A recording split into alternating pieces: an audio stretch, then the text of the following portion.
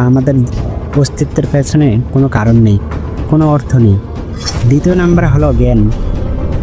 নাহালিজম অনুযায়ী জ্ঞানের কোনো অস্তিত্ব নেই, যদিও থেকে থাকে তা আমাদের সীমারেখার বাইরে। একটা উদাহরণ দিয়ে বোঝা যাক। স্যার আইজাক নিউটন গ্রেভিটি আবিষ্কার করেছিল। আপনার সাথে আমিও এটা মনে করি। স্যার আইজাক নিউটন ফিজিক্স এর উপরে ওনার অনেক অবদান ছিল। উনি যদি গ্রেভিটি আবিষ্কার না করত, তাহলে আমরা মানবজাতি আজকে যে জায়গায় আছি হয়তো তা থেকে অনেক পিছিয়ে থাকতাম। মানবজাতির উপর কি পার্থক্য হতো তা আমরা বুঝতে পারি, কিন্তু এই মহাবিশ্বের কি কোনো পার্থক্য হতো? অবশ্যই হতো না। কি মনে হয় তোমাদের, এই মহাবিশ্বের গ্রেভিটি থেকে আর কোনো বড় জটিল কোনো রহস্য আর কি নেই?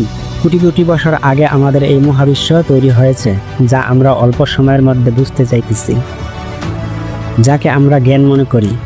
তাহলে তো জ্ঞানেরই